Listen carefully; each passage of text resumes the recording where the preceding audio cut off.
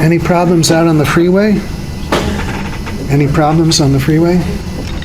There's a couple accidents. 5 is the gym, But typical. 405 south of the gym. Okay. Thank you. Thank you.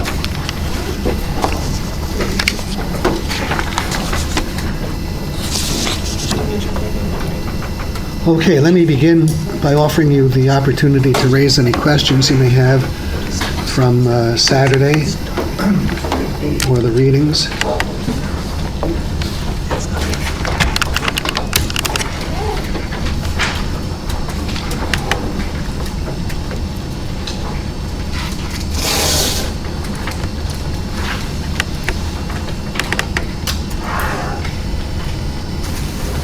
Is this kind of, with the approach, would you say this is a little bit of a Darwinistic approach to, Darwinistic philosophy behind that if we let economic forces progress in a natural direction, you know, unchecked by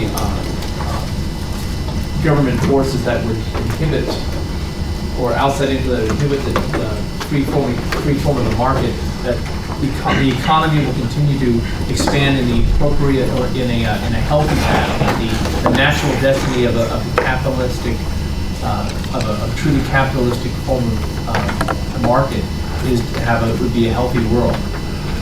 Is that is so? But I bring up the idea of Darwinism because I think you're talking about it's addressing the kind of an evolution of economies. Okay. Mr. Cunningham asks, are we developing or expanding a kind of Darwinistic approach to the economic system?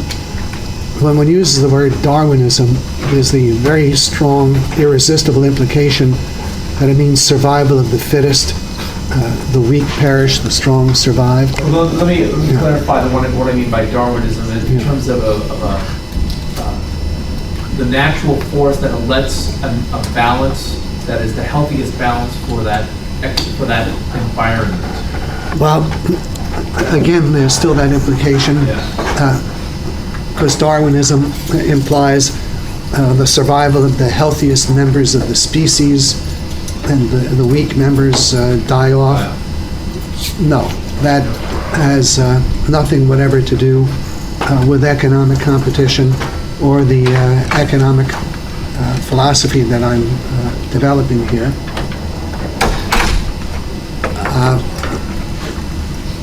And a good illustration, which we didn't get to last week, or Saturday rather, which we should have, and it's my fault I omitted it. This very last point under the previous subject, the dependence of the division of labor on economic inequality.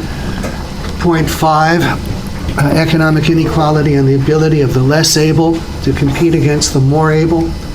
Well, a major proposition of, let me give it a name for you, because there is a long-standing tradition in the history of economic thought, which I don't think is taught any longer, or very rarely. And you might be very surprised at the name. The name of the economic philosophy is known as economic liberalism. Economic liberalism. And you can look it up in any decent dictionary, and you'll find that economic liberalism is the doctrine of economic freedom, laissez-faire capitalism. That's economic liberalism. And a major tenet of this economic philosophy is that the rightly understood self-interests of all human beings are harmonious. There is a harmony of the rightly understood self-interests of all human beings. And that can be seen in connection with competition, and I'll spend an awful lot of time on that about 2 weeks after the midterm. But let me give you one indication of it here under the heading Economic Inequality and the Ability of the Less Able to Compete Against the More Able. One of the aspects of the harmony of interests is that there's room for everybody within the division of labor economy, all the way down to people who are intellectually barely functional. If you have an IQ of 60 or better, there's room for you in the economic system at the appropriate level. Everybody has a role to play. And what assures a role, what makes room for the less capable is their accepting a lower income. Their lower income offsets their lesser capability and makes them desirable employees. I'll give you an elementary example. Suppose we have two bricklayers, one of whom can lay twice as many bricks in the same period of time as another. You can take two workers of any kind, one of whom can do the job twice as quickly and better as the other. All right, what's required to make them equally costly to an employer? Well, the better one would be double the pay of the... Okay, if the better one is twice the pay of the poorer one, right? And if the poorer one has less than half the pay, then he has the positive competitive advantage. All right, and this principle operates to enable what, for want of a better word, a better expression, you could term productive morons to outcompete literal productive geniuses. So to take a very, very extreme example, let's suppose that Bill Gates is just an all-round superhuman being, that there is nothing that he can't do better than virtually everybody else. And that ranges on down to being able to be a better janitor in a Microsoft factory than any janitor Microsoft employs. So let's imagine Gates, if he had to work as a janitor, could sweep 5 times the floor space and do it better than any of the janitors Microsoft now employs. So he's a 5 times better janitor. Is this a competitive threat to the janitors? No. No. Why? Because Gates may be making $1 million an hour, I don't know, some stupendous figure. And putting aside social stigma and things of that kind, on a purely monetary basis, Gates, to contemplate the job of janitor, would need to be able to make $1 million an hour being a janitor, plus a premium to overcome the social opprobrium of going to work as a janitor. All right, now, who is the more economical janitor? Gates at $1 million an hour. He's 5 times better than the janitors Microsoft have, or an ordinary Microsoft janitor at $10 an hour. The ordinary janitor outcompetes Gates hands down. There's no question. And what enables him to do that?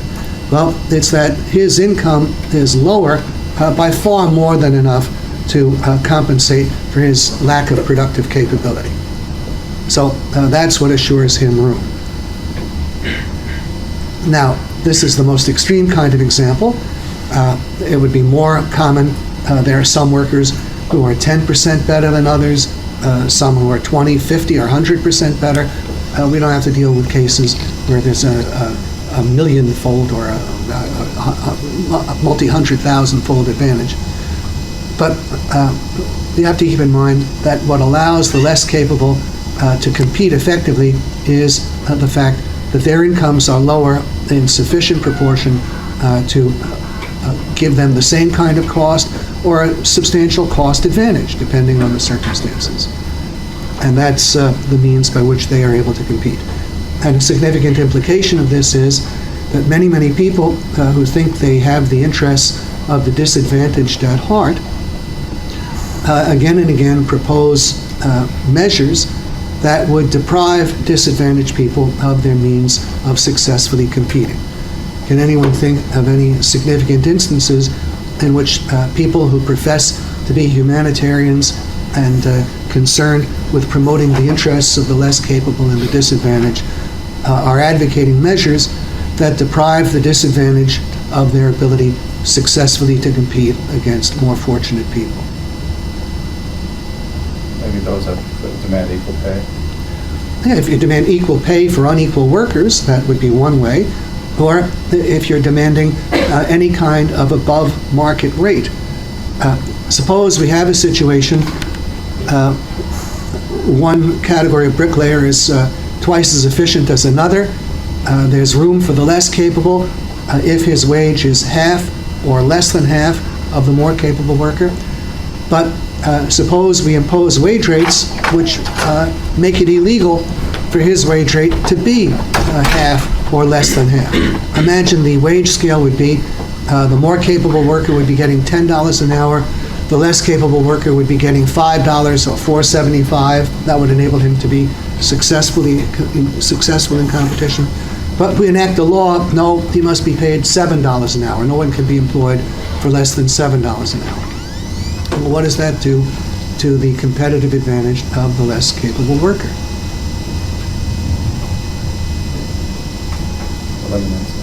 It wipes it out. So he loses his ability to outcompete the more capable worker.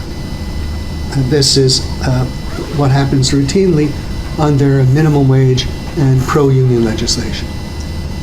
And then there can also be the fact that as you raise a wage rate in a given line, additional people are attracted to that line who otherwise would have been working in other lines, and they're drawn into competition with less capable people.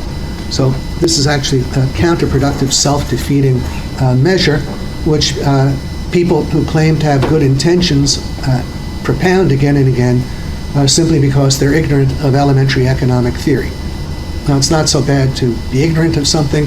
It is bad to persist in ignorance when the knowledge is readily available all around you in the society. Yes, Mr. Wilson, I seem to have struck a humorous chord there. But why is it so funny? No, Yeah. it's just you have this observation, like there are so many economic ignoramuses out there, and it frosts you. That it's just a funny comment that we hear again and again. Okay. I enjoy it. All right. Okay. Yes, Mr. Severns. Just a thought.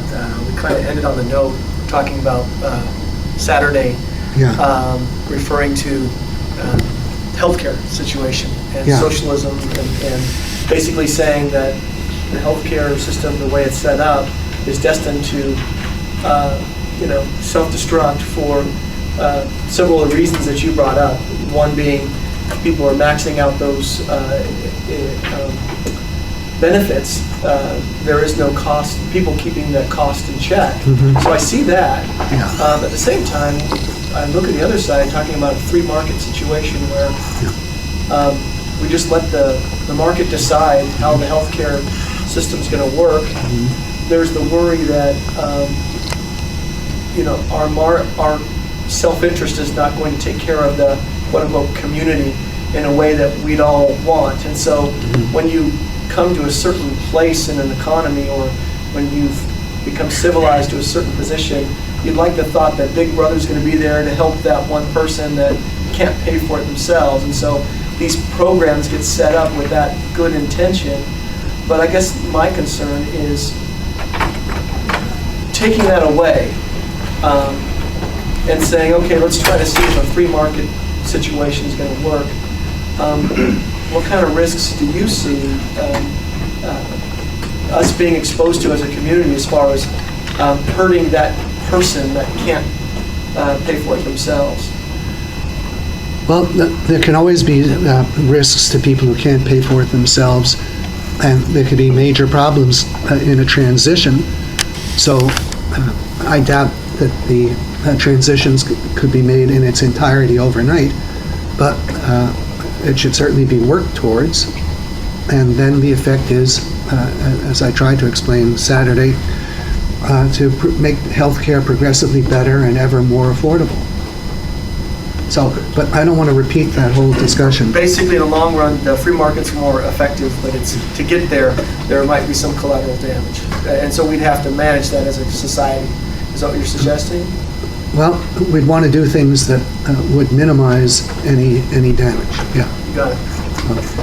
All right. Now, what I would like to do is get into the next major subject, demand and supply, and hopefully finish it well before the end of tonight's class, so we can get into the uniformity of profit principle. And let me start off by briefly explaining what I refer to as classical demand and supply. The classical economists, the school of economists, starting with Adam Smith in 1776 and going on down to John Stuart Mill who died around 1870 or 71, they viewed demand as an amount of expenditure of money, an amount of expenditure of money. And they viewed supply as the quantity of a good put up for sale and sold. So they thought of demand as an amount of spending and supply as the quantity of a good put up for sale and sold. And on that basis, they viewed prices as formed by the ratio of the demand to the supply, the amount of money spent divided by the quantity sold. That was their view of demand and supply. And this is a simple type concept of demand and supply. I don't think it's too difficult to understand. And one of its virtues is that it makes immediately clear that we should expect prices to move in the same direction as demand and in the opposite direction as supply. More demand, more expenditure for the same quantity produced and sold, the higher would be prices. The lower the demand, the lower would be prices. Just divide a given sum of money, or a greater or smaller sum of money, by the same quantity of goods being sold, and you see that prices are higher or lower as the demand is higher or lower. So prices move on this conception proportionately to demand. They move in the same direction and in proportion to demand. And then, of course, prices move in the opposite direction of supply, in inverse proportion to supply. If we had the same expenditure and twice the quantity produced and sold for the same expenditure, then prices would be halved. If we had half the quantity produced and sold for the same expenditure to buy the goods, prices would be doubled. So I say in point 2, this makes clear the relationship between the direction of price changes and the direction of demand and supply changes. This concept, this view of prices, though, encounters a major problem when we look at things on the microeconomic level, as we'll see very shortly, and that is that changes in prices can themselves be, and should be expected almost always to be, the cause of major changes in expenditure. So if the price of certain goods goes up, the expenditure to buy those goods may go up, or conceivably it could go down, depending, as we'll see, on whether the demand for the good is elastic or inelastic. Nevertheless, these classical concepts still have a value. They're still especially valuable in the realm of macroeconomics, where we can reasonably proceed as though the aggregate spending can stay the same in the face of changes in production and quantity sold, because the aggregate spending, there are good reasons for showing, is determined by the quantity of money in the economic system. So if we had the same quantity of money, we could reasonably assume the same volume of spending, and then the general price level would move in the opposite direction of production and supply.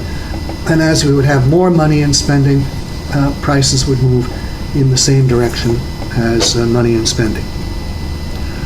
Okay, but now we want to turn right away to B, contemporary demand and supply. And these are conceptions that in some ways go back to John Stuart Mill since well before the end of the 19th century. These have been the concepts that have prevailed. And in this view, the prevailing view, supply and demand are to be understood as schedules, and when diagrammed as curves, and more specifically, the schedules, what a demand schedule or supply schedule represents is, as I put it here, the set of quantities. That means the full array. The set is the full array of quantities buyers are prepared to buy or sellers to sell at varying prices, arranged in descending or ascending order, all other things being equal. So nowadays, what is understood by demand in economics is typically not the amount of money spent, although it's still used that way sometimes, but what is meant generally is the demand schedule, the set of quantities of something buyers are prepared to buy, all other things being equal. And by supply is meant a set of quantities that sellers are prepared to sell at varying prices, all other things being equal. In both instances, there's a set of quantities demanded or a set of quantities supplied at varying prices, arranged in descending or ascending order, all other things being equal. And perhaps the best way to get into this is to present a hypothetical demand and supply schedule. And this is from page 152 in my book.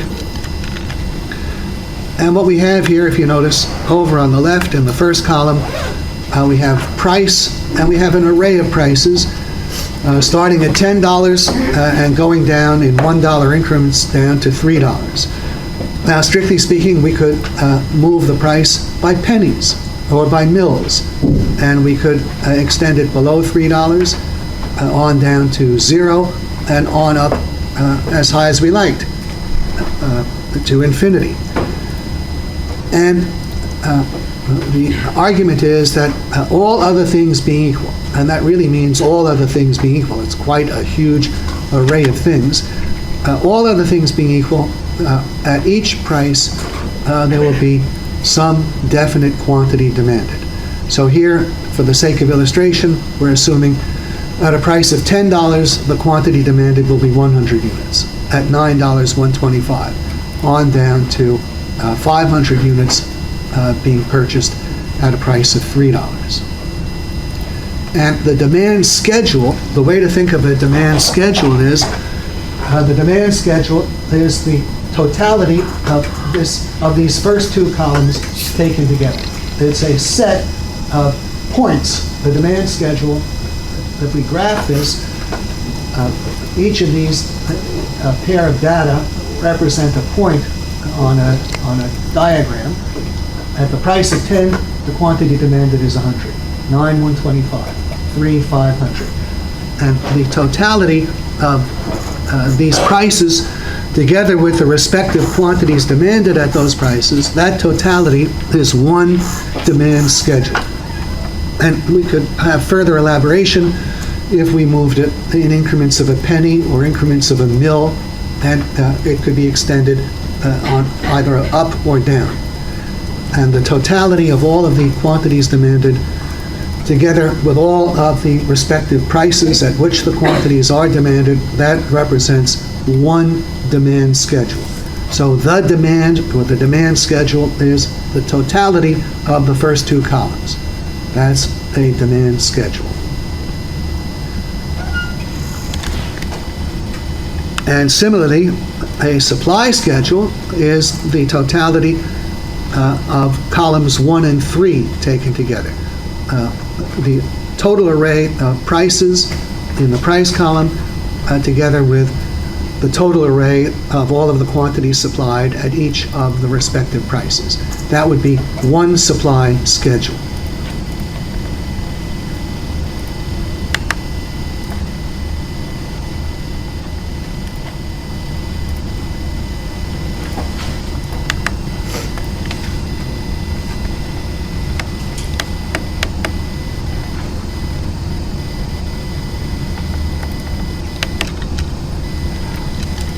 Okay, but now what we would want to do is to diagram this information.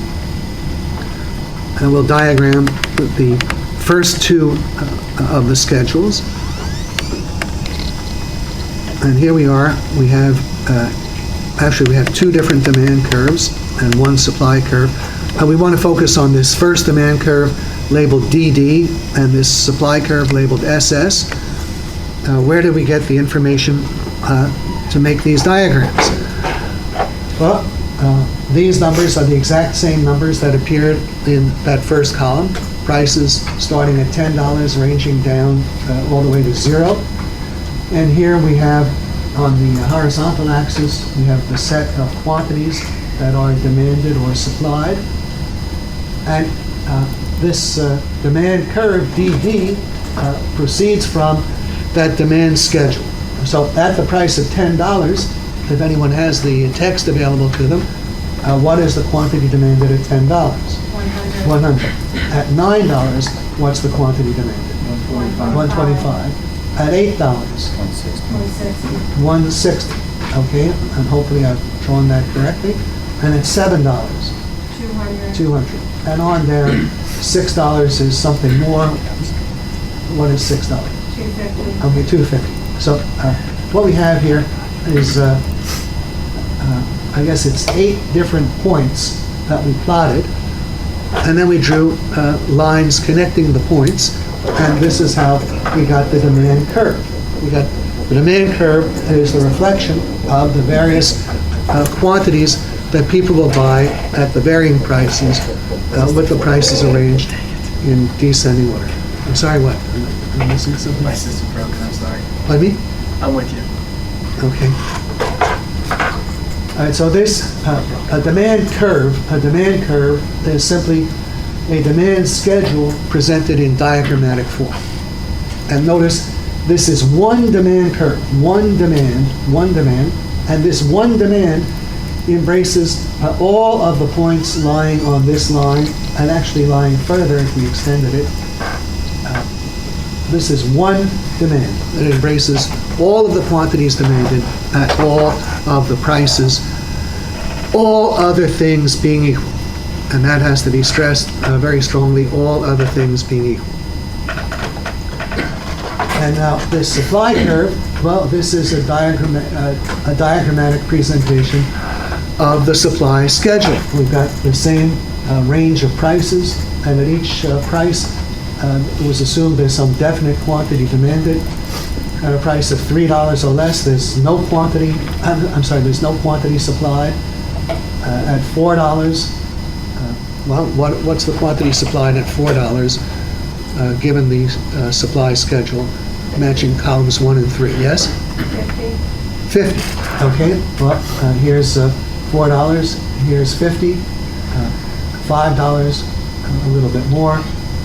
What is at $5? 100. 100. Okay, and at $7, it happens that it's 200. And notice at $7, the quantity demanded is 200 and the quantity supplied is 200, and that, in contemporary economic theory, would be described as the equilibrium price where demand and supply are equal. It's that price at which the quantity demanded and the quantity supplied are equal. Now, what would happen if the price were higher? Suppose the price, given this demand and this supply schedule, suppose the price were higher than $7. What would be the effect on the quantity demanded? Go down. It would be less than 200. And what would be the effect on the quantity supplied? It would be greater than 200. So at that point, we would have an excess of supply over demand. And what effect would that have on the price? Goes down. Pardon me? The price goes down. Okay, it would drive the price down. So if the price is above 200, there are forces at work, namely the reduction in quantity demanded and the increase in quantity supplied. There are forces at work that are operating to drive the price down toward 200, toward 7, excuse me, to expand the quantity demanded from wherever it is below 200 up toward 200, and reduce the quantity supplied from greater than 200 down toward 200 if the price is above 7. Similarly, if the price were below 7, well, if it's below 7, then let's say 6, well, then the quantity demanded exceeds the supply available, and the supply would actually be less. So we have an excess of demand over supply, and what would be happening then? then the price would be driven up. So it would rise above 6, towards 7.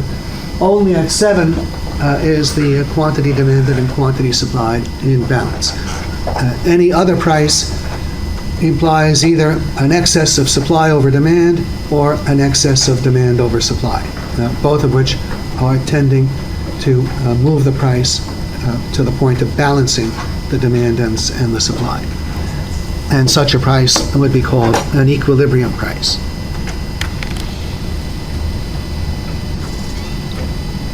Now, I'll explain shortly this second demand curve labeled D prime, D prime. It shouldn't be surprising to you that that is the result of plotting columns 1 and 4. Let's see if we can show that. Here we are. This final column, labeled quantity demanded 2, here something else has changed.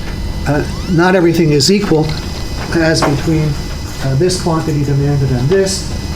There is some different factor present here compared with here that has operated to change the demand. At the same set of prices, we have now a different array of quantities demanded. And that, when diagrammed, shows up as the demand curve D prime, D prime, and that would represent an increase in demand. If we have greater quantities demanded at the same set of prices, that's an increase in quantity demanded. I'm sorry, an increase in demand, an increase in demand.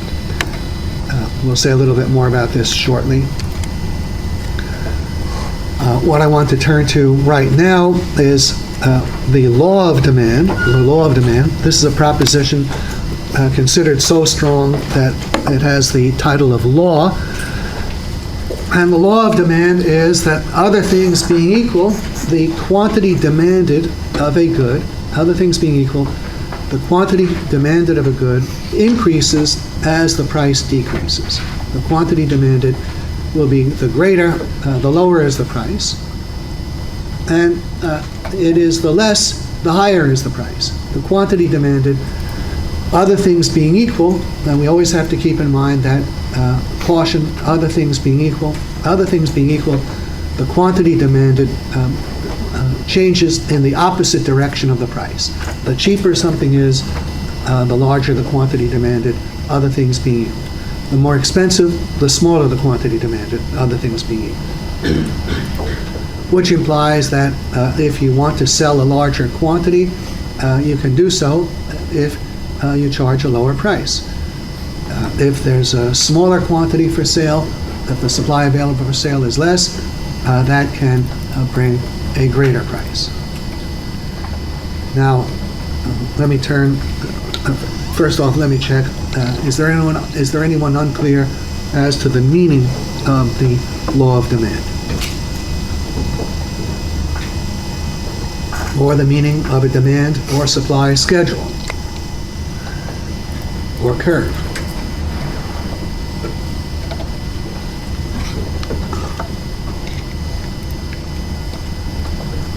All right, well then let's turn to the reasons for the law of demand. And there's actually an additional one that I should insert here that I don't have on the list. We can see it at a certain level based on our proposition that our need and desire for wealth has no limit. This is something that is perhaps easier to understand at the level of the economy as a whole. But if it's true that there is no limit to our need and desire for wealth, then if we have the same given monetary means, if we were earning the same money incomes, if we had the same power to spend money, if we were in a position to spend the same number of dollars, and we want more goods and services rather than less, why should we expect that lower prices would result in an increase in the physical volume of our purchases? Because we were spending less money, therefore we have more money or income per se. When you say we're spending less money, do you mean, in what sense do you mean we're spending Well, less money? to buy a certain product, we're Oh, spending if we less spend money. less money to buy a particular product or a particular quantity of a particular product, that leaves money left over, right? And if we do need and desire more products than we've been buying, well, what presumably will we be doing with the money that we no longer spend in buying the given quantity of that given product? Buying those other products. We'd be buying more of other things, or possibly more of that product, or some combination, but we would be buying more. You could look at it this way. We're eager to obtain more goods and services, and other things being equal, a fall in prices creates the means whereby we can obtain more of goods and services. It's creating purchasing power. It's enabling whatever funds available to us, whatever the funds available to us are, it's enabling them to buy more. So it's putting us in the position of doing what we already want to do. We would like more goods and services, and the fall in prices generates the ability to buy more goods and services with the same expenditure of money. So that by itself, I think, is a very good reason for thinking that lower prices operate to increase quantities demanded.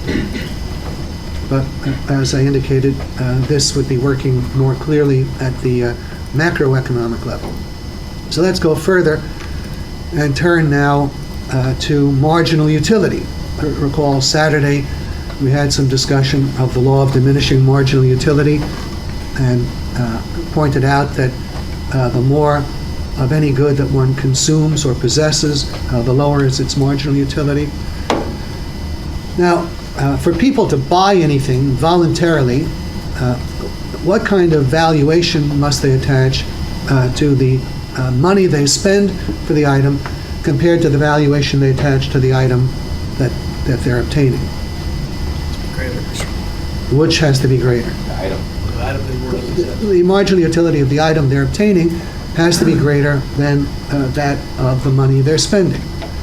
So let's imagine, for the sake of illustration, that the price of something is $10. Now, who will be buying this item or trying to buy it, and to what extent in terms of marginal utility? How would you relate marginal utility to the quantity of an item demanded that's being sold at an asking price of $10? Don't buy it until the marginal utility of $10 is greater than that of Okay, the quantity that people would be attempting to buy is that quantity whose marginal utility exceeds $10. They would be attempting to buy whatever the number of units is, the least valued unit of which is still more valuable than $10. So let's imagine that at the price of $10, people are prepared to buy, in the aggregate, 1 million units. Now, what does that imply about the marginal utility, even of the 1 millionth unit, to whoever is buying that unit, compared to $10? marginal utility of $10 is less. Okay, the marginal utility of $10 is less than that of the millionth unit, or by the same token, the marginal utility of that millionth unit is greater than $10. Okay, why aren't people attempting to buy more than 1 million units? Why aren't they attempting to buy 1,000,001 units? Because the marginal utility of a potential millionth and first unit is less than $10, so they don't try to buy that. All right, now, what would be the effect if instead of $10, the price were only $9? Then what number of units would be purchasable? How far could the purchase proceed if the price were only $9 rather than $10? What would have to be true of the units purchased compared to the price of $9? Yes, Ms. Fox? The marginal utility of the product must either exceed $9. Okay, the marginal utility of the product at a price of $9 would only need to exceed $9. Now, this means that all those units whose marginal utility is less than $10 but greater than $9, whatever those units are, what will be the effect of the price being $9 rather than $10 on the quantity of the item demanded? all of those units whose marginal utility is less than $10 but greater than $9 would now become sought. People would be attempting to buy them because the utility of the item now need only exceed $9 rather than $10. In effect, we're lowering the bar.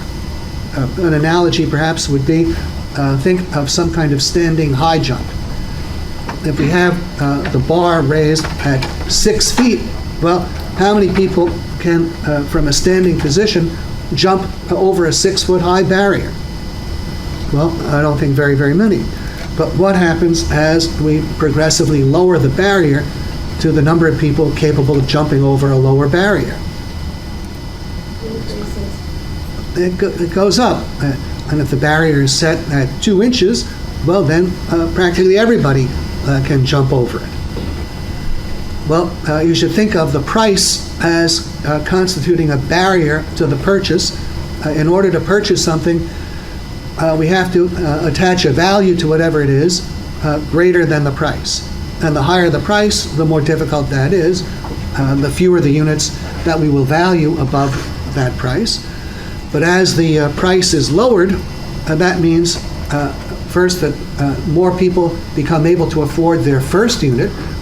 They will attach a higher utility to the first unit than to the price if the price is lower.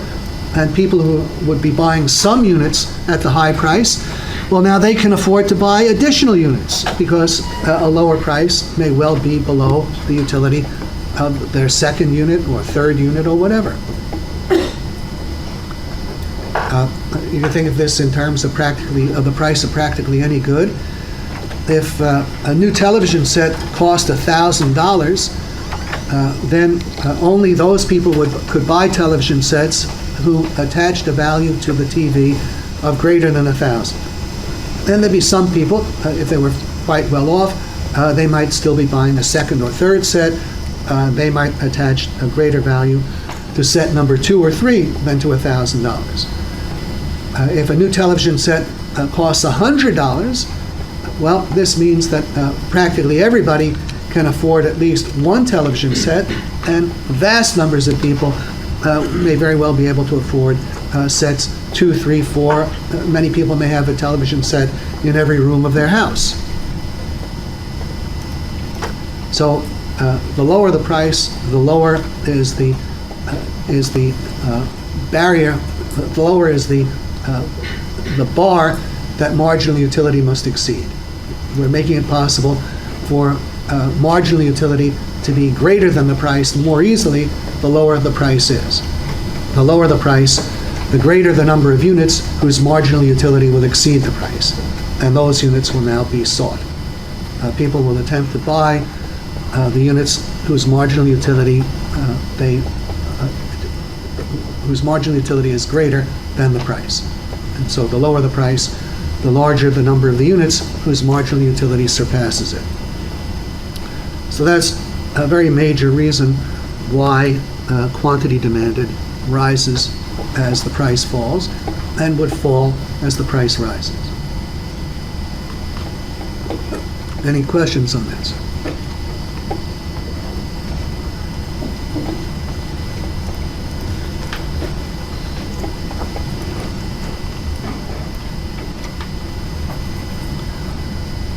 Well, let's turn to still further reasons for the law of demand.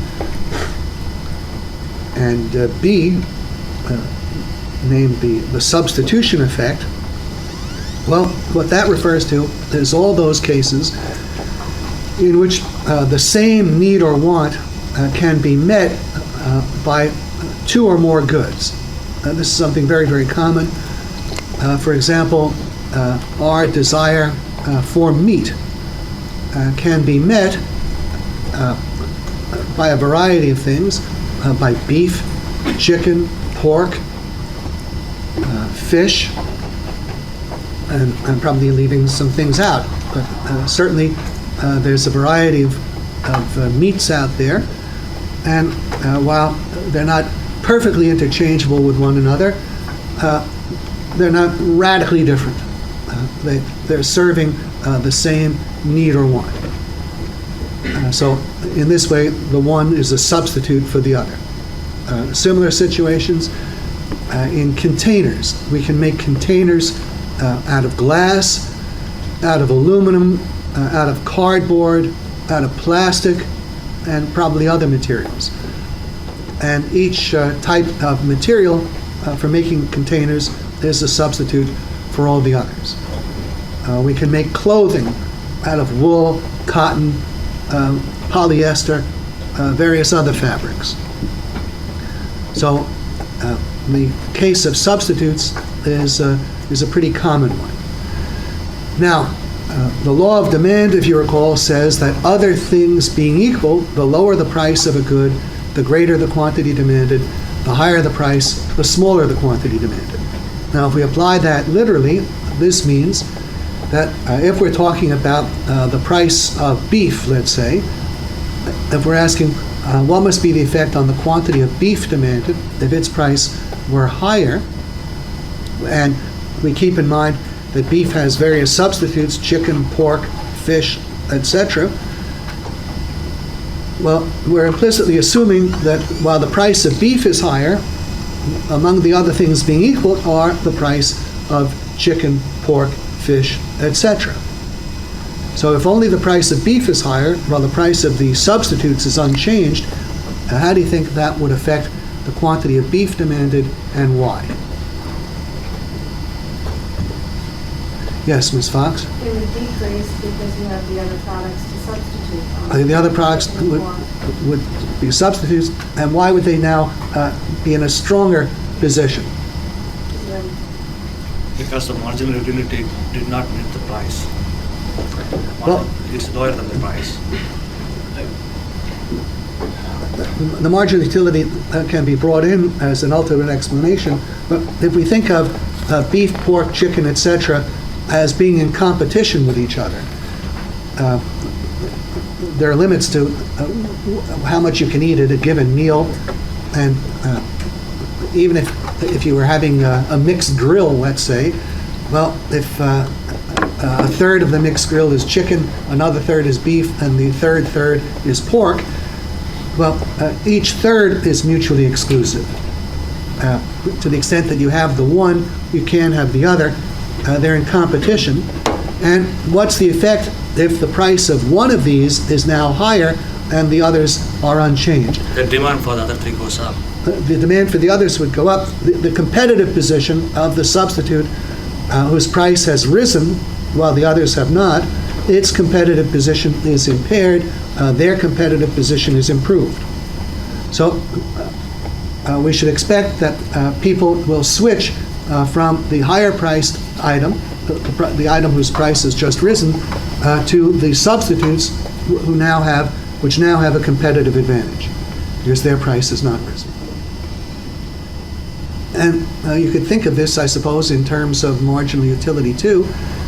To the extent that the price of beef is higher and chicken and pork, etc., are unchanged, this means that as you shift your spending from beef to these other things, what are you doing to the funds available for still other things? Suppose beef goes from $10 a pound to $12 a pound. What does that do to the money you have available to buy things other than beef? It's reducing it, but if you shift to things other than beef, pork or chicken or whatever, you're not suffering that reduction or as much of a reduction, and so you're able to obtain, you have more money left over to buy still other things, and that's the source of the advantage. All right, hopefully you can see that if the price of a substitute rises, that is going to reduce the quantity of it demanded because people will be shifting from it to the other things, to the other substitutes. You can think of the fact that as the price of any good that is in competition with other goods goes up, while theirs stays the same, its competitive position worsens. People shift money away from it to other things. That's reducing the quantity demanded of it. There'll be a smaller quantity of it purchased because its price is higher, because its competitive situation has deteriorated. Now, by the same token, if the price of a good that has substitutes and can serve as a substitute, if it goes down, then what's the story? Pardon me? It's the opposite of Then it's the opposite. Then its competitive position is enhanced, and we should expect people to be shifting to it from the other substitutes. So this would make the quantity demanded increase. Well, this is known as the substitution effect. The substitution effect. Yes, Mr. Feldman. Question, so is this making the assumption that the quality of the beef versus the pork and the chicken is about the same? No, it's not making the assumption that it's the same. Different people can perceive these things in different ways, but to the extent that the different ones can serve the same need or want, though not in as good a way, as the price goes down of a substitute, it will be in a stronger position. As its price goes up, it's in a weaker position. So you could have people, let's say steak is $10 a pound, and people are buying it. They don't particularly care for fish at all. Maybe they like chicken somewhat, and maybe chicken is $5 a pound, but they're prepared to pay $10 a pound for steak because they like steak much better than chicken, or that steak better than additional chicken. But now, what happens if the price of steak is not going to stay at $10 a pound? It'll be $12 a pound, while chicken is still $5 a pound. Move towards chicken. Then there'll be some who'll likely move. I mean, it's conceivable you could have a situation where no one moves as yet, but still it would be the case that now if you're buying the steak at $12 rather than $10, there's less of other things that you're able to buy. While if you were buying the chicken and its price were unchanged, you're not in a poor position in terms of the still other goods that you can buy. Now, there'll be many people who might continue to buy steak rather than chicken, even though its price is $12. But what happens if the price is $14 or $15? You can see that the greater the disparities, the greater the likelihood of people shifting, and there'll probably be some people. If we're talking about a very large market with millions of people, probably every change in price would produce some change in quantity demanded, and a bigger change would have a more profound effect. Now, there is yet a further effect explaining or implying the law of demand, and this is known as the income effect. And where this comes from is the fact that to whatever extent people were already planning to buy some definite quantity of something at a definite price, and certainly this is the case with many, many people at any given time. The price is whatever it is, and at that price, people are prepared to buy such and so much. Well, now imagine that price were going to be higher or lower. If the price were higher, what would be the effect on how much money would have to be spent to buy the same quantity at the higher price? That much more. And what, of course, would that do to the funds available for other things? It would reduce it. And if the price were lower, it would make funds available because you could get that quantity for less money. All right, these changes in the quantity of money that have to be spent if the price is higher or lower, by virtue of their absorbing funds from other things if the price is higher, or releasing funds to other things if the price is lower. This gets the name income effect because it's very, very similar to what happens when your income changes. See, suppose instead of the price of something going down, imagine in the course of a year you'd be buying 100 pounds of beef. If beef is $10 a pound, that means in the course of a year you're spending $1,000. If instead beef were $8 a pound, then you're only spending $800. You'd have $200 made available. Well, that $200 that's made available is regarded as the equivalent of $200 of additional income. Conversely, if the price rose from 10 to 12, you'd need to spend $200 more to buy the same 100 pounds of beef. That would be regarded as a $200 decrease in your income. And then you can consider, well, what effect should there be on the pattern of purchasing if an individual's income decreases or increases? How are purchases affected if your income increases or decreases? Either increases or decreases. Okay, if your income increases, that should be something operating to increase purchases. If your income decreases, it decreases purchases. Now, to the extent that a fall in the price of a given item, like steak, to the extent that by way of its equivalency to a rise in income, to the extent that such a rise in income would itself result in an additional quantity purchased of steak, that would be called the income effect on the demand for steak. See, here we are. There are people prepared to buy steak or whatever at the prevailing price. To the extent that that price falls, that quantity can now be purchased for correspondingly less money. And the reduction is regarded as the equivalent of an increase in income. And then to the extent that such an increase in income would itself result in a rise in the quantity of steak demanded, well, that's the income effect in the demand for steak. Now, this income effect I don't think is particularly big. Just imagine if people's incomes rose by some modest percentage, to what extent do you think they would be spending that additional income on any one particular good? Imagine that we had an increase in income more or less throughout the economy. You can think of some of the one of the recent tax cuts. It put an extra few $100s in the hands of millions of people. Now, how did that show up? I would say home improvements were probably Okay, home improvements in many cases, but I doubt if most of it showed up in home improvements. I'm sure a wide variety of things. Clothing, some extra movies, restaurant meals. There would be a huge variation depending on the individuals involved.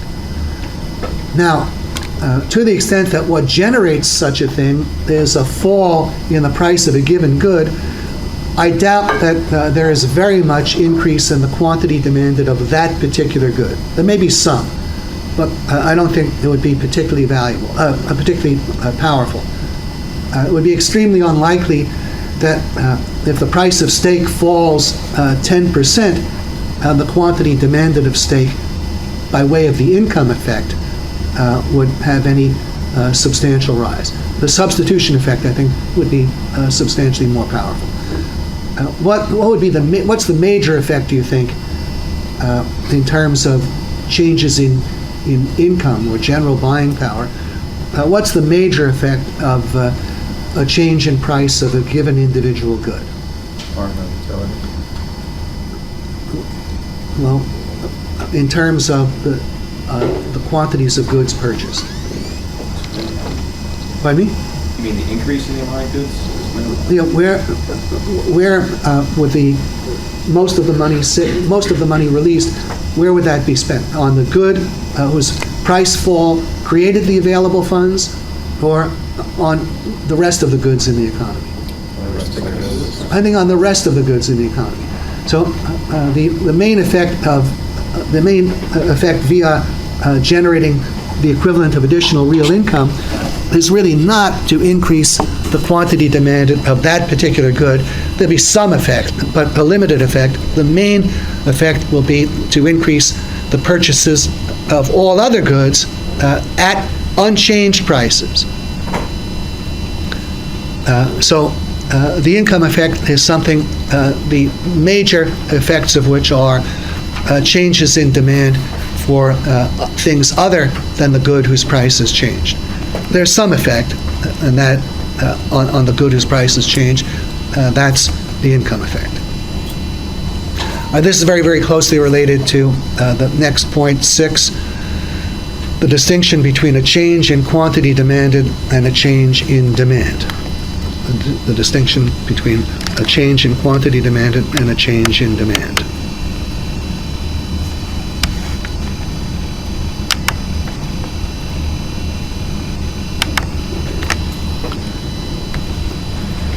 Now, we can look at it first in terms of these demand schedules.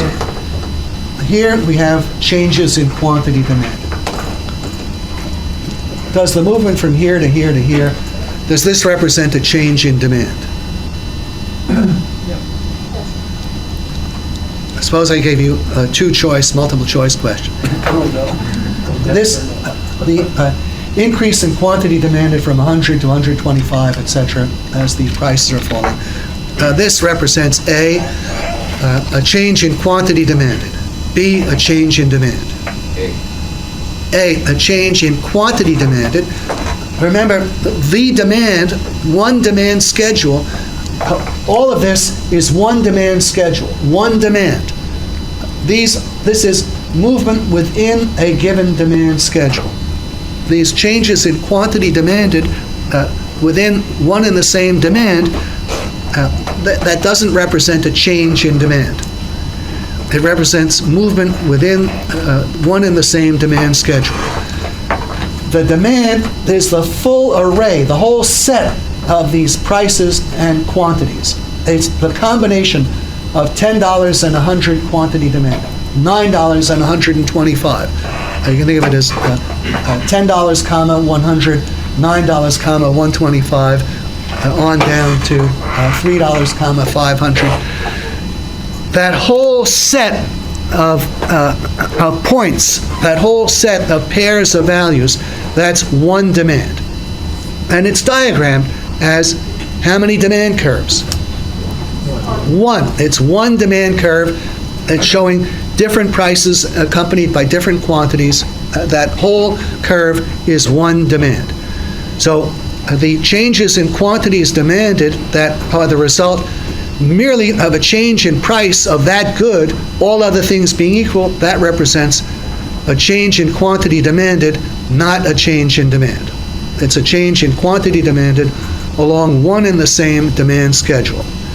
A change in demand is indicated by the movement from column 2 to column 4 at the same set of prices. Here, at the same set of prices, we have different quantities demanded at the same set of prices. Now notice, here's a quantity demanded of 250. Here was a quantity demanded of 250 also. Going from a quantity demanded of 100 to 250 here, this did not represent an increase in demand. It represented merely an increase in quantity demanded along one and the same demand schedule. This represents an increase in demand. Why? Because this is an increase in quantity demanded not resulting from a decrease in price. This is an increase in quantity demanded resulting from a change in one of the other factors, one of the things that we had previously been holding equal. See, the demand curve and the supply curve are attempts to isolate the effect on quantities demanded or supplied of one variable and one variable only, and that's price. The demand curve is relating a quantity demanded to price only. Now, are there any other things that affect quantities demanded besides price? What are some things? Cost production. Well, that can be a factor influencing price, but I'm asking what affects quantity demanded? What would affect... Obsolescence, how does that? Pardon me? When a product comes out. Well, I'm asking, I'm getting answers, cost of production, supply. Can you name things that are affecting quantities people are attempting to buy? Income, their income. What happens if people's incomes rise? Then what will that do to the quantities of most things that they'll attempt to buy at the same prevailing prices? Shift it outward. They'll want to buy more at the same prevailing prices. But what does that represent in terms of demand? Then we would say the demand has increased. Now, that could be the kind of factor present here. Let's say people's incomes have gone up, and now, at the price of $10, instead of only wanting to buy 100, they want to buy 250. Well, what explains why they want to buy 250 at the same price? Something else has had to change, such as their incomes going up. If their incomes go down, what should we expect to happen to the amounts they'll be attempting to buy at any given set of prices? That would go down. Then there'd be a decrease in demand. Now, there are many, many factors that can change demand, and let's start to look at them. Hopefully, the basic idea is clear. Let me put the curves back on. Changes in quantity demanded along a given curve do not represent changes in demand. This is merely changes in quantity demanded as part of the same unchanged demand. This is a change in demand. Going from this curve to this curve, that's a change in demand. And here we're going from column 2 to column 4. Going from this curve back to this curve, that would be a decrease in demand. A change in demand is a movement of the curve. A change in demand is a shift of the curve. And it is brought about by changes in variables other than price. If what's causing the change in quantity demanded is only the change in price, if that's all that's involved, then it's not a change in demand, it's movement along a given demand schedule. What causes a change in demand is a change in a variable other than price, such as, for example, income. And now we'll see there are many other factors that could be at work also. And this is point 7, reasons for changes in demand. Changes in. Well, a factor underlying general rises in income would be changes in the quantity of money in the economic system. Suppose the quantity of money is increased. Imagine that more money has come into the possession of people. What would you expect them to be attempting to do with most or all of the additional money? They'll be trying to spend it. Now, we start off, there's some prevailing array of prices, and at those same prices, people will now be attempting to buy more simply because they have more money in their pockets, and that appears to give them a greater purchasing power. And that would be the fundamental factor operating to raise money incomes. So suppose we start out, there's more money, and people are spending the new and additional money. Well, what does that do to the sales revenues of the sellers? That increases. What's it do to their profits? So that's the income of many people. And then what will business firms be doing with most of the additional sales revenues? They'll be spending them, reinvesting them. And what does that do? What does that represent about the demand for labor? There's a greater demand for labor. More people may be employed. Their incomes will be higher if they were unemployed or working in lower level jobs. And wage rates may very well go up too. That increases the incomes of everybody else. And so here you have the foundation of the rise in money incomes, the increase in the quantity of money. But then there are further factors, some of which we've discussed, notably the prices of substitutes. If the price of a given substitute changes, that's how we looked at it. If the price of beef goes up, we saw, okay, the quantity demanded of beef would go down. We'd be moving up the demand curve for beef, a higher price, a lower quantity demanded. But if the price of beef goes up while the price of pork, chicken, and fish, etc., stay the same, what is the effect on the demand for pork, chicken, lamb, and fish? Pardon me? That would increase, because even now, with the higher price of beef, people will want to shift to the substitutes whose prices have not as yet risen, and they'll be attempting to buy more of those things at unchanged prices.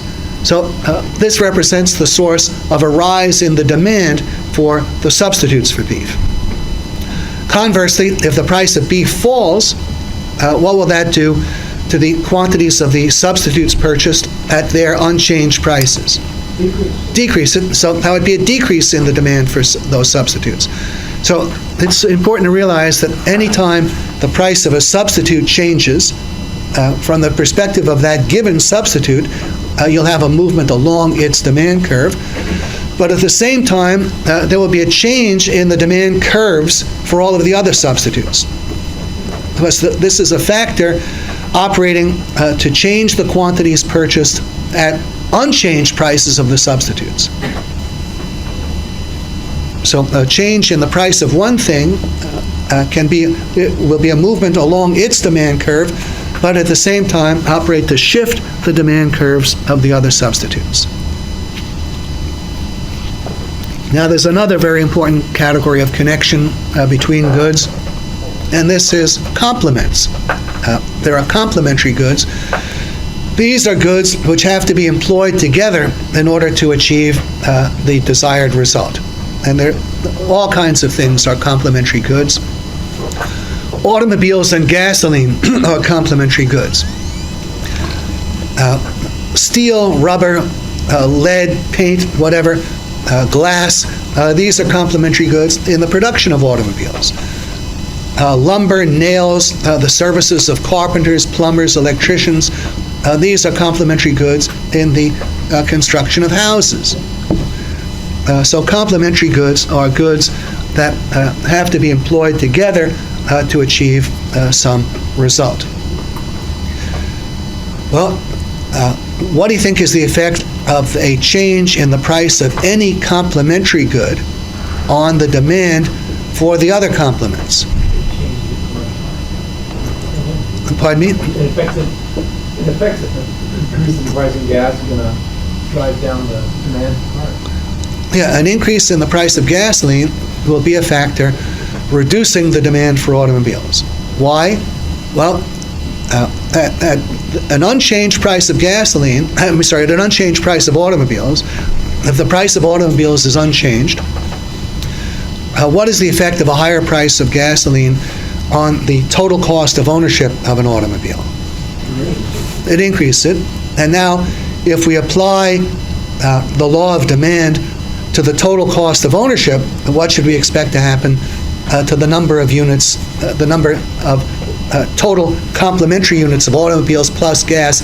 Conceive the good not just as an isolated automobile, but as the automobile plus the gasoline, plus the necessary automobile insurance, plus whatever else enters into the use and enjoyment of a car. Conceive of it that way. What should we expect to happen to the quantity demanded of the overall total packages as the total cost of the combined elements goes up? Yes? The quantity demanded should decrease. Now, the only thing whose price has increased in our example is the price of gasoline. But the quantity demanded, it's part of the total cost of ownership of a car. As the total cost of ownership is greater, the number of units of automobile ownership and enjoyment that people will seek to acquire is diminished. And they'll be reducing their purchase of automobiles even though the price of automobiles is unchanged. So there's a general principle that changes in the price of any given complement operate to change the demand for all of the other complements in the opposite direction. A rise in the price of any complement will operate to reduce the demand for all of the other complements. The prices of the other complements even if unchanged, the demand will be less.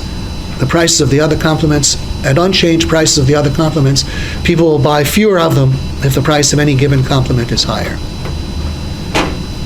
As the price of any given complement falls, what should be the effect on the demand for the other complements? Then the demand rises. So if the price of gasoline falls, that would be good for the demand for automobiles. And then if we look back at the income effect, what do you think is the effect of a fall in the price of food or any necessity of any kind on the demand for practically everything else? It would work to increase the demand for everything else. See, people's first need is to satisfy their need for hunger. But as they can do that, spending less money, well, the great bulk of the funds released will make it possible for them to afford more of other things. So as the price of food or any other necessity falls, the effect will be to raise the demand for practically everything else. Yes, Mr. Timotek. Just to clarify, you're saying the price of gas increases, that doesn't really follow the demand decreases, but does the quantity of demand, can you say that the quantity of demand decreases, or do you have to actually move to a different demand schedule? You're saying, are you asking, as the price of gasoline increases? Correct. Okay, then what? So the price of gas increases, the demand is for buying automobiles is going to decrease. The demand for automobiles and anything else complementary to gasoline will decrease. The quantity of demand for gasoline itself? Car, for the automobile, will stay on the same demand schedule. No. Or do you include the price, the rise in the price of gas, include that to the price of the automobile? No. Let's say there's no change in the price of automobiles. Right. At least not at first. All we've had is a rise in the price of gasoline. Then I'm saying there'll be this rise in the price of gasoline will operate to reduce the demand for cars. People will be tending to buy fewer cars at the same price of cars. Why? Because the total cost of owning and operating an automobile is now higher. They will be purchasing fewer units of automobiles in combination with the ability to enjoy them. And just to clarify, that's good. You define it as a change in demand. It's not going to be a change in quantity.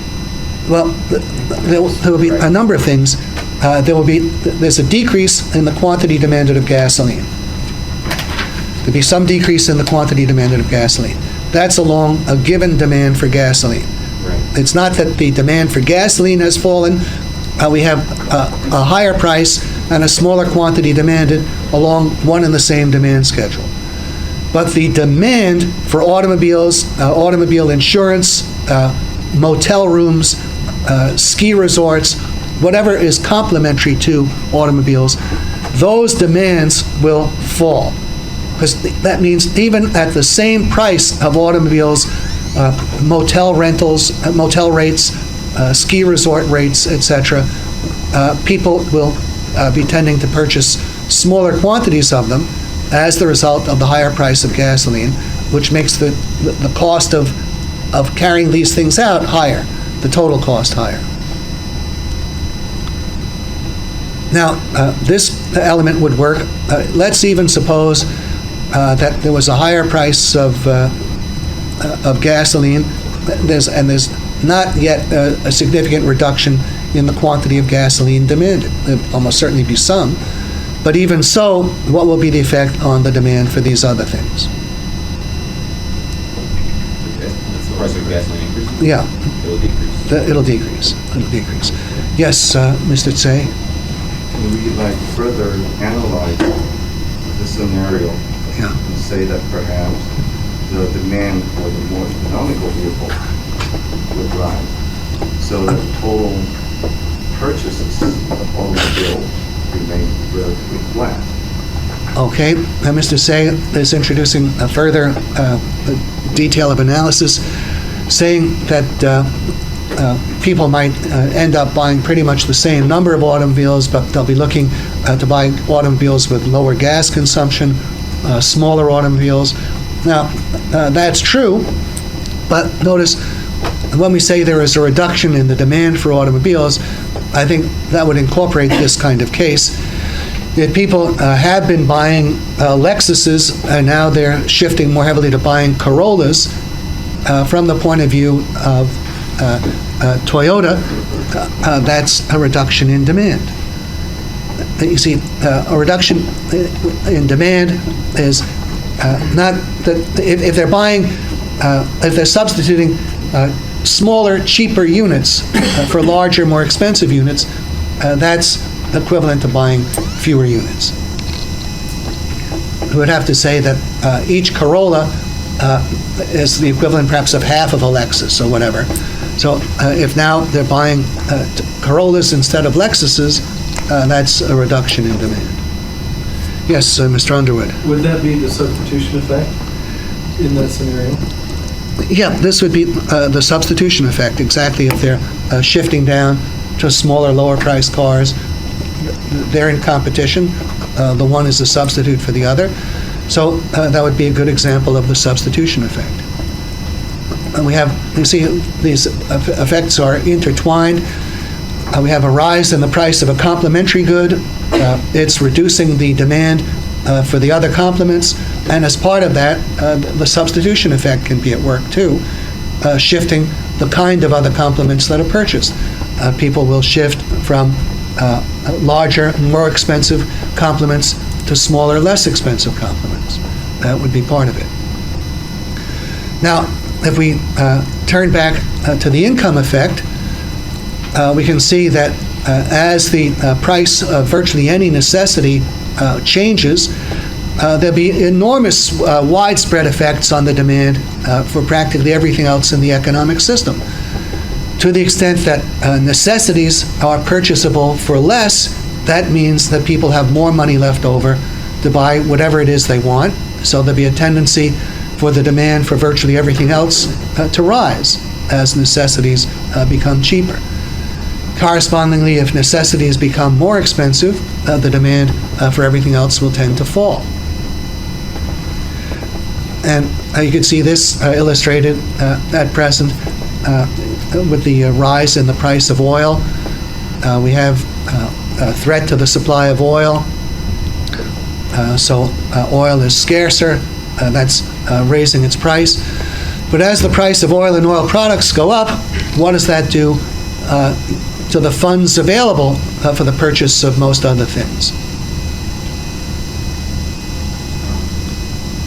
If we regard oil and its products mainly as necessities in a modern society, people won't be willing to cut back on them unless they absolutely have to. So as the price rises, there'll be some reduction in quantity demanded, but not a very great amount. And what's the effect on the amount of money being spent for oil and oil products as the price rises? More money spent on it. More money is spent. As we'll see, this will be described as an inelastic demand. That's our next subject. And that means there's less money available to spend for other goods throughout the economy. And so this is a factor operating to reduce demand in the rest of the economy. And it's in this way that something like a rise in oil prices or any major necessity is capable of producing recession-type effects elsewhere in the economic system.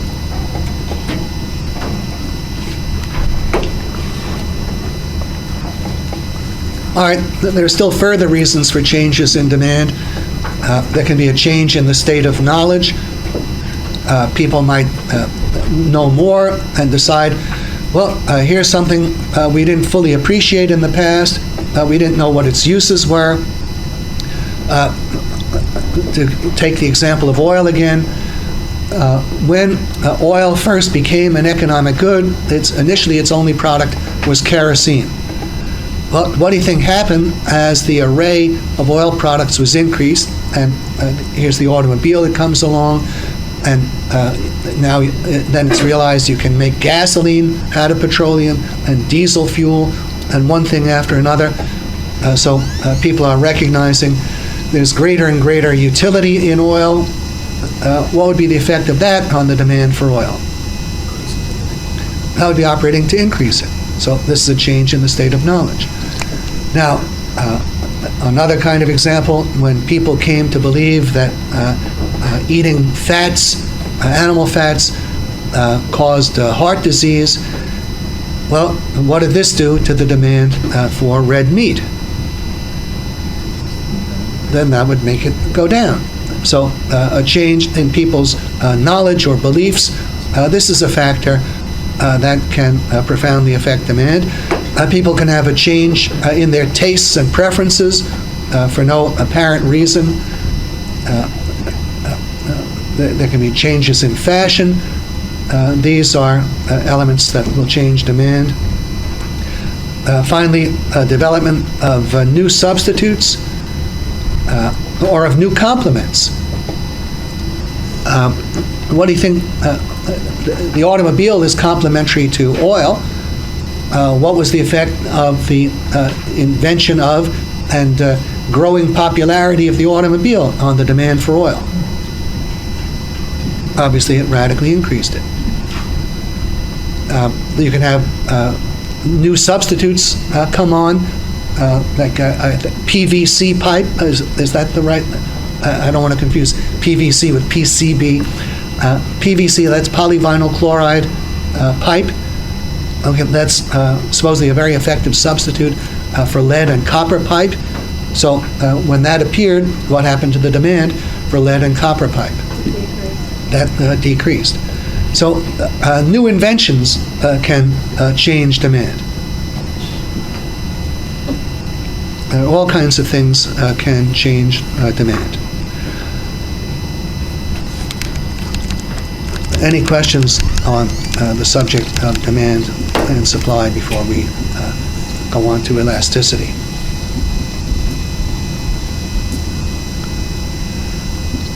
Okay, well, let's turn to elasticity.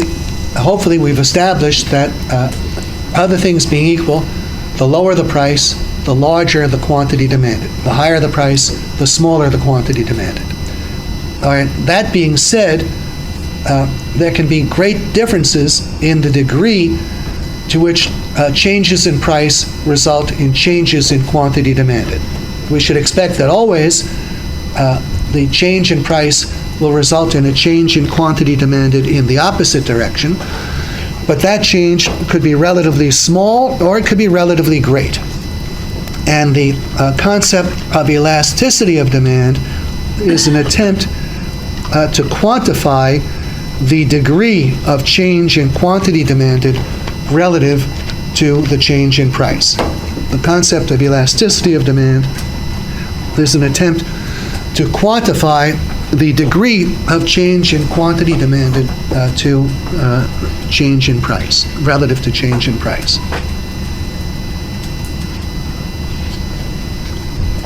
And basically, two categories of elasticity are considered, or two types of the demand. There are demands which are held to be elastic, and there are other demands which are held to be inelastic.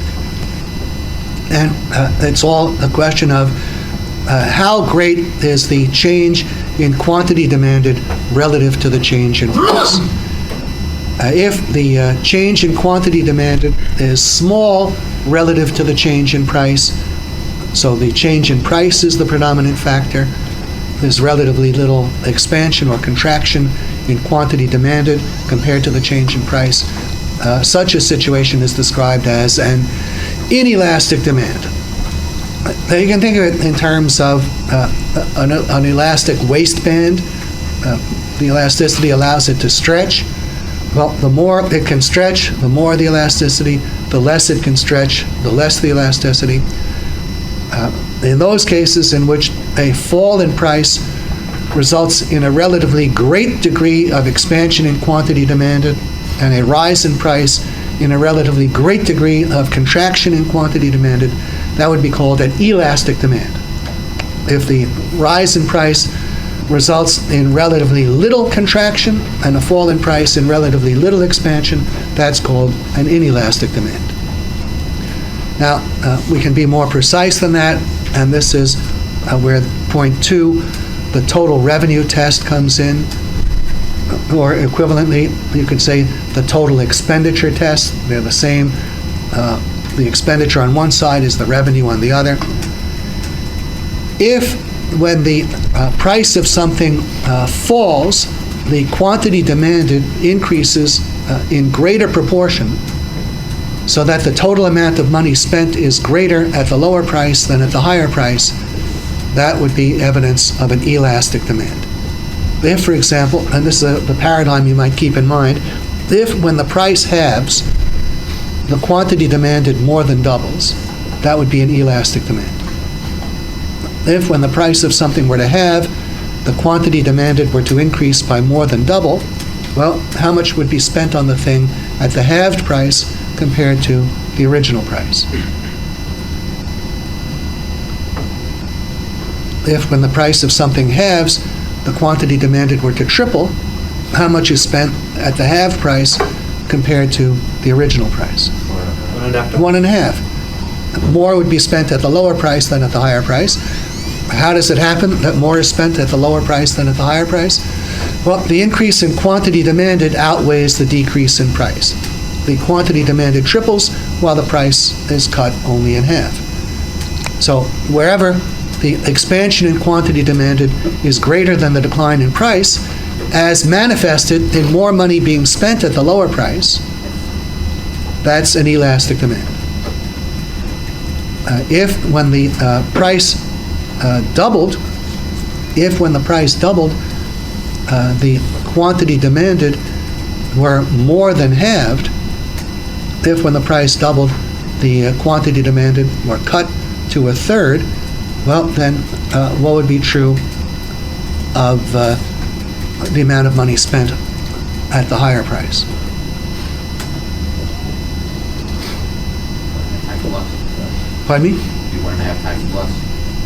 It would be 2/3 as much. If 1/3 is the quantity purchased at twice the price, which element would outweigh which? Loss in revenue outweighs the loss in revenue outweighs the amount of the price increase. There's a loss in revenue, and the loss in revenue occurs despite the doubling of price. So what's the other factor that explains the loss in revenue, the reduction in revenue? Reduction in demand. The reduction in quantity demanded. The reduction in quantity demanded, it goes to a third. The rise in price is up by a factor of 2. If the quantity demanded is a third times 2 is 2/3. So the revenue is less. The reduction in quantity demanded outweighs the rise in price. So what sort of demand would this be? This would be an elastic demand. The way to conceive of an elastic demand is if the total amount of money spent to buy something is greater at a lower price and less at a higher price, that's an elastic demand.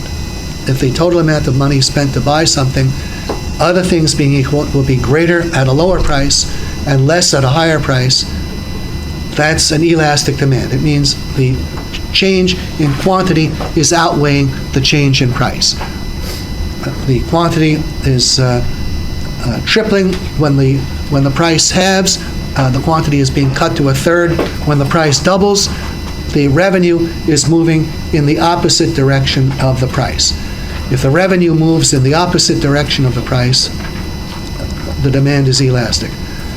Because what explains the revenue moving in the opposite direction of the price is the change in the quantity demanded outweighing the change in the price. So if the revenue is greater at a lower price, smaller at a higher price, that's an elastic demand.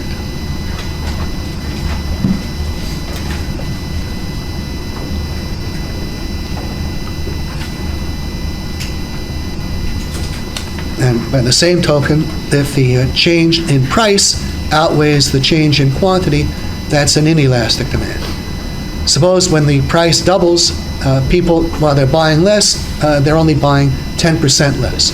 They're buying 9/10 as much at double the price. What would be the effect on the amount of money spent and received in this example? price has doubled, the quantity demanded is 0.9.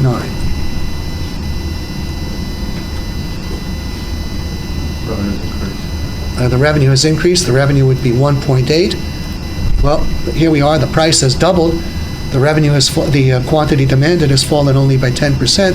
This would mean we have relatively little shrinkage in quantity demanded, a relatively great rise in price. The rise in price outweighs the fall in quantity demanded. This is an inelastic demand. The revenue is greater at the higher price. The sign of an inelastic demand is revenue moving in the same direction as price. If revenue goes up when price goes up and down when price goes down, the demand is inelastic. It means there's relatively little stretch or shrinkage compared to the change in price. What would that qualify if they were exactly the same, if it doubled and the demand doubled? Would that be considered? I mean, if the price doubled, And they're cut in half, or the okay, price cut in very half? good question. What is the situation if the changes in price and change in quantity demanded are inversely proportionate? So if the price doubles, the quantity demanded neatly halves. If the price halves, the quantity demanded neatly doubles. That situation has a name that's called unit elastic demand. Unit elastic demand. That's a kind of borderline case. That's right between elastic and inelastic. At the level of microeconomics, such a case would probably exist only by accident.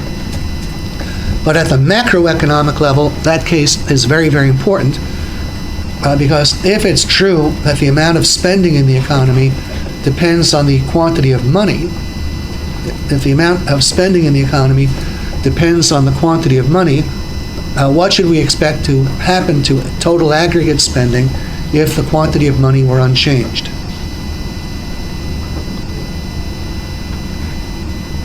If we had an economy with an unchanged quantity of money and the other basic elements were unchanged, what should we expect about total spending?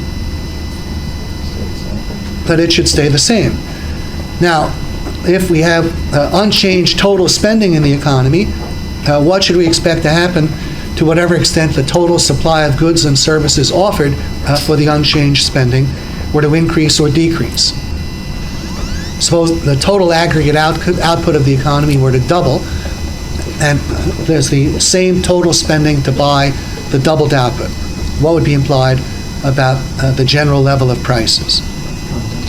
Yes? Come down. Down how much? Half. Half. So at the level of the aggregate economy, where the total spending can reasonably be viewed as basically determined by the quantity of money, I think there is real application for unit elastic demand. But at the level of microeconomics, a unit elastic demand situation would almost be impossible, because any time the price of any one thing in isolation were to change, what does that do via the substitution effect?